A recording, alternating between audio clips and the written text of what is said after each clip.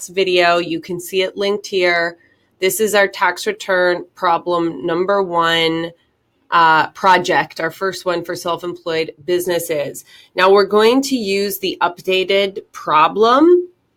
It's Chapter 7, Tax Return Problem 3, but I didn't think it made sense to use 2017 and that you guys should have some exposure to the new forms. So we're going to use the 2018 numbers. The only number missing from here is depreciation on the Schedule C, the bottom information for the business. And I'll be covering that and adding those check numbers into Laulima assignment after I post this video, and I'll be sending this out as an announcement. So there's these 2 pages for the tax return problem. It is in Chapter 7, Tax Return Problem 3, but again, this is just updated, moved to 2018 numbers. So since we're using the 2018 software, if you already did it, that's fine. You can just update some of the sale dates for the assets and a few of the numbers. Just skim through to double check. Okay, so I'm going to jump in and pick up where I left off. As if you had closed Tax Act and now are reopening it. So here's my pop-up with a tip. I'm going to close that. Now you make sure you do an update. Okay, this will come up a lot and you've got to do it.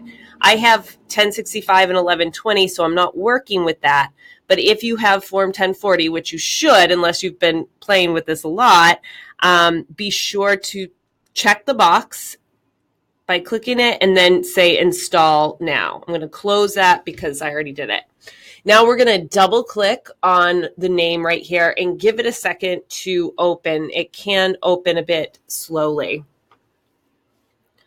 So based on where we were at before, we basically entered the beginning information, their names in that order, their professions, programmer and self-employed, and their address, social security numbers.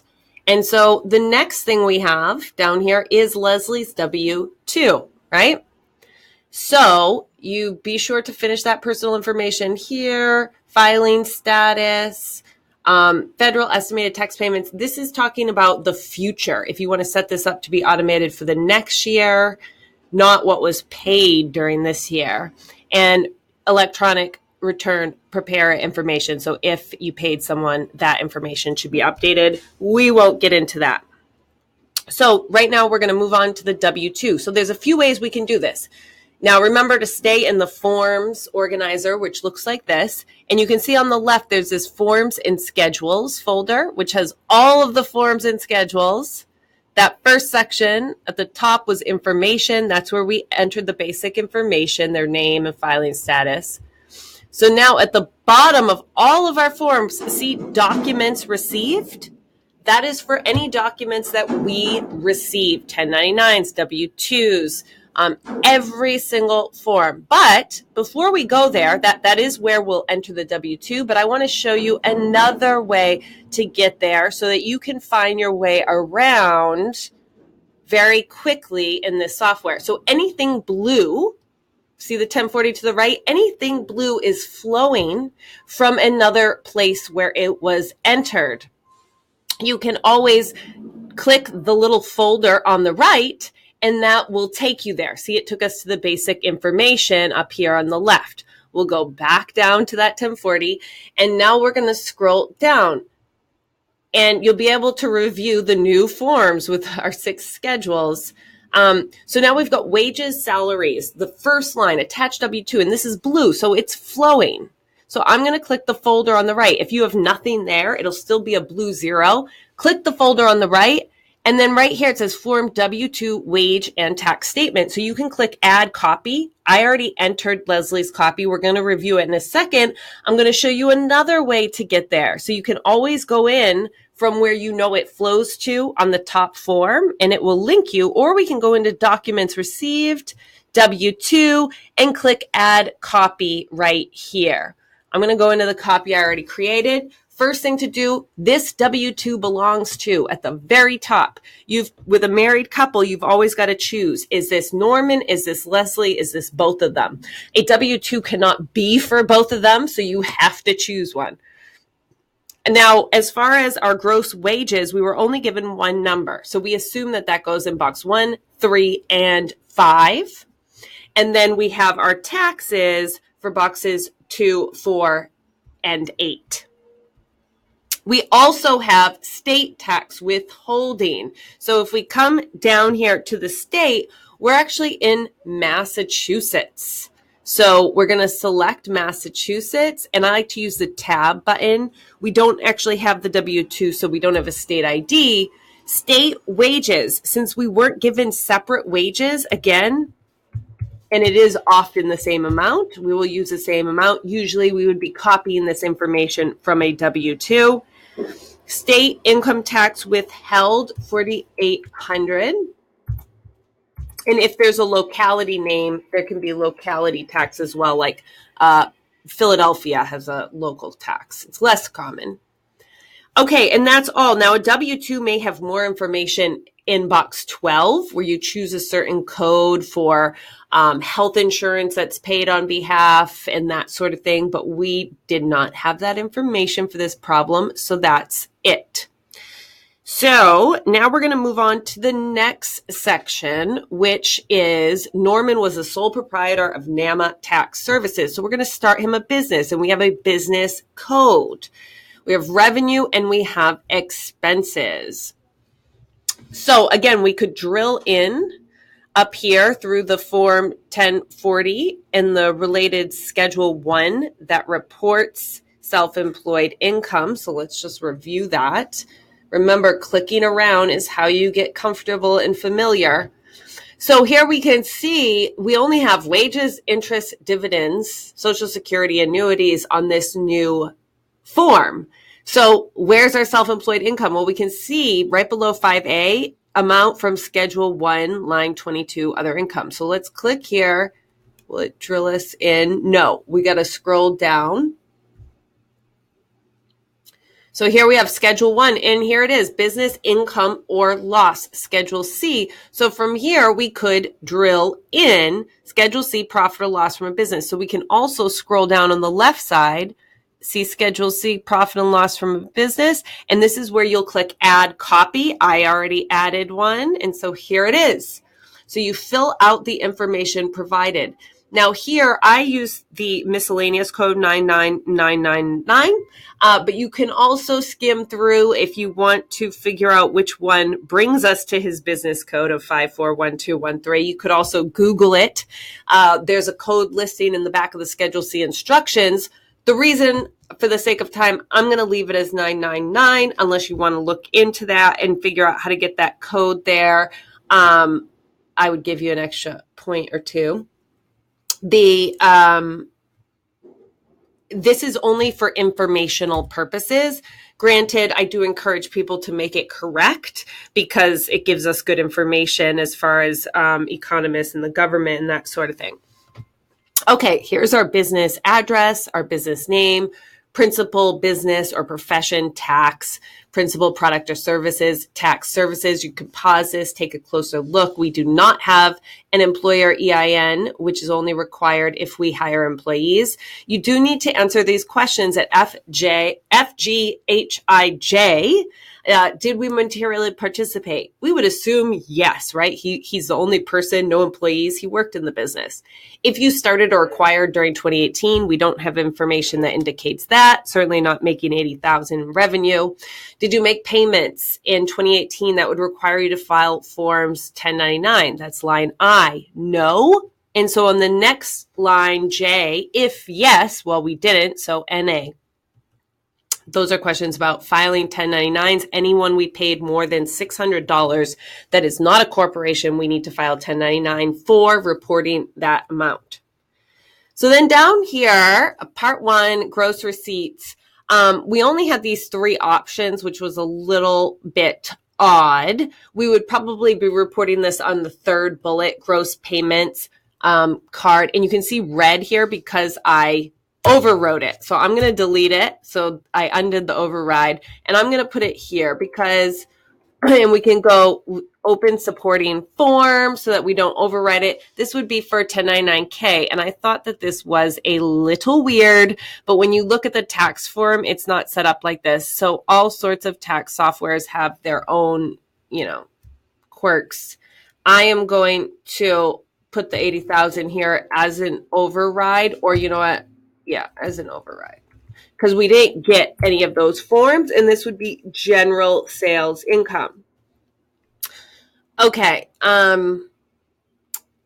so then just enter the other expenses we have. Advertising, insurance. I combined the telephone and utilities together for utility total. Office rent, office supplies, I put under office expense. So fairly straightforward expenses. And we will have depreciation. You can see I have some depreciation flowing. You won't when you start this. However, the next step is we have business assets to enter. So we're on to the second half of the problem.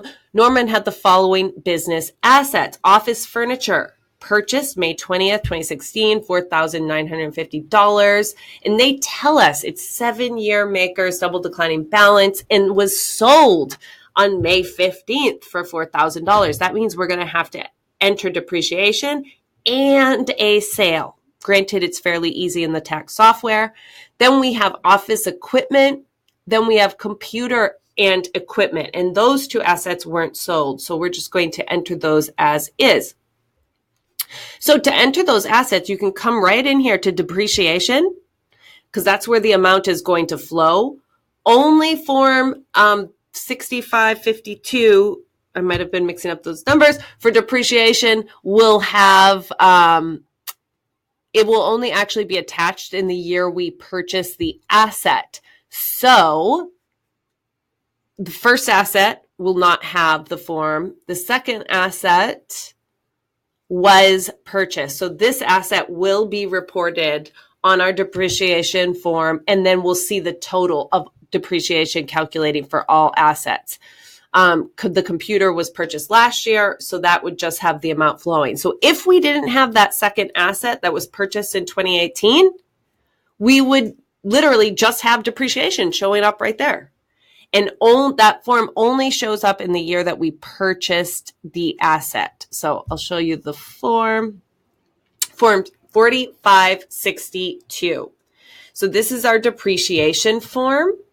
And from here, we click the folder at the top, and you can see right under Form 4562 depreciation, asset depreciation, and vehicle expense worksheet. So this is a worksheet for calculating depreciation because it's only attached in the year that the asset was placed in service. So you click add new copy. Okay, we're going to review the one that was already the first one, office furniture. So I entered office furniture according to the name, the date placed in service, 5/20/2016.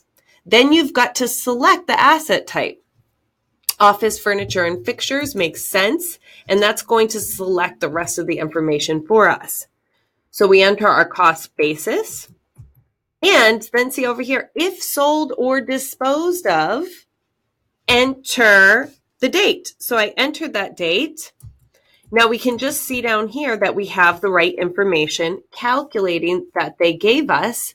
And you'll notice that this number was double until we entered that we sold it, because then we only got a half year of depreciation. So when you click here to enter, down here, click here to enter disposal information. So we click that folder, and then you can add here the sales proceeds, which is what you need to add, and this becomes a gain on the sale. I'm going to go back.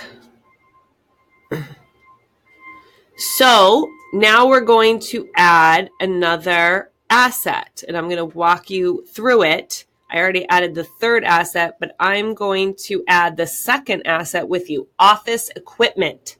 We purchased a copier for $13,800 on January 10th, 2018. No election for Section 179 or bonus. So we're going to go add a copy. And then we're going to select and click OK. Oh, that's not how we're going to do it. We're going to go to Schedule C. We go right back into Schedule C. If something like that, so actually nothing happens when you do that. And so if something like that happens, I always go up to the higher level and drill, let it bring you there. So we come here, depreciation, the folder, and now we want to add another asset. So we click here, and this is the worksheet. That was the form. So now we're going to go add a copy, and now we're in a new copy. And this is how you add your first one too. So asset depreciation, office equipment copier. Oh,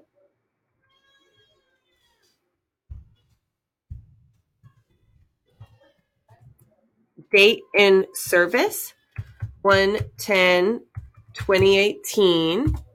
Asset type, we need equipment, office equipment. We specifically have that category. We have to assume all these were 100% for business because they didn't give us any information.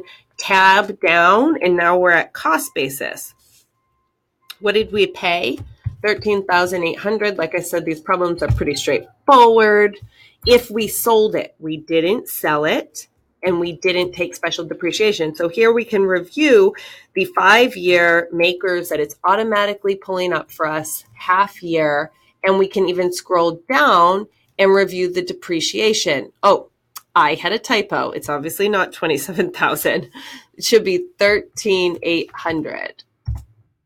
Now that number should look different. So our first year depreciation for the copier is $2,760. And then next year will be bigger because it's a full year. Remember, we only get a half year depreciation in the first year. So now you need to add your last asset, the copier. Just go back in to Schedule C.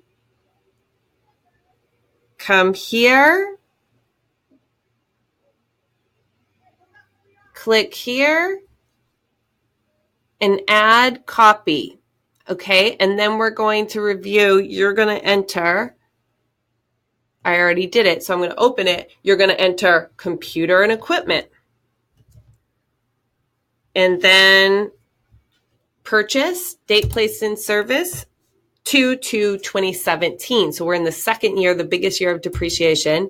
Here you need to select the asset type, which is quite obvious, computers and equipment. Business use, again, we stick with 100%. $8,900, expensive computer. We did not dispose of it. You can review the depreciation calculation. And here we have current depreciation of $2,848. AMT, which is a whole other thing we won't be worried about. And so now we can go back and check our total depreciation under Schedule C.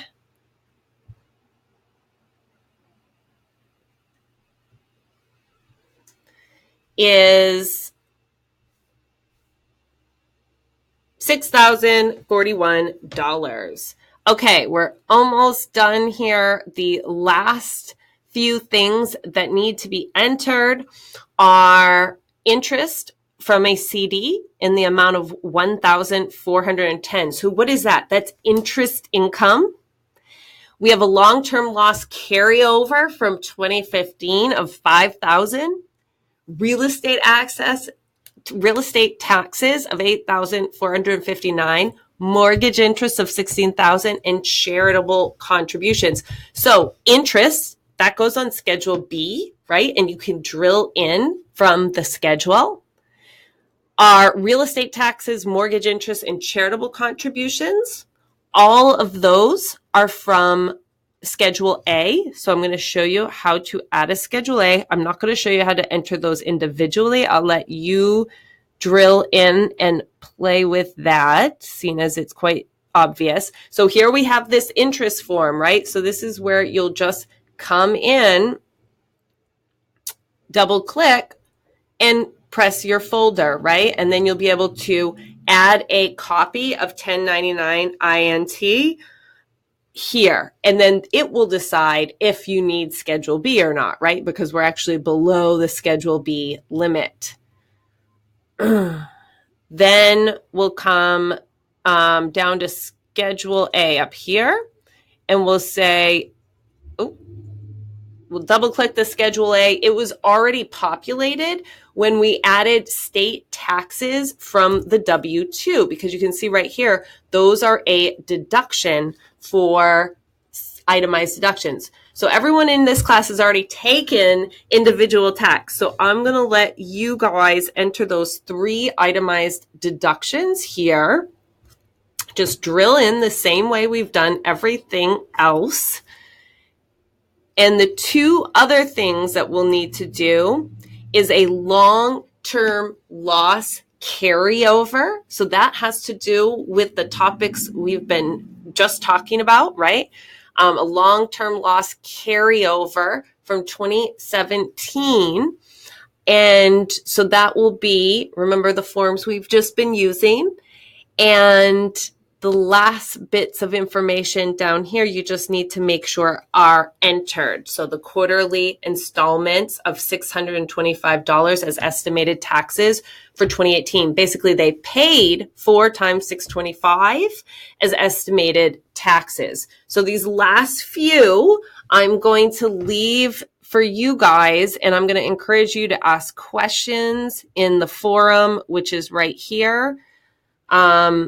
Tax return problem 1. So post here if you're looking for something you can't find. I want to leave a few for you to look for, and those are pretty straightforward, especially considering everyone's done individual tax. Get to play with the new form, and I'll do another video going over the PDF to check your numbers. Okay, see you next time.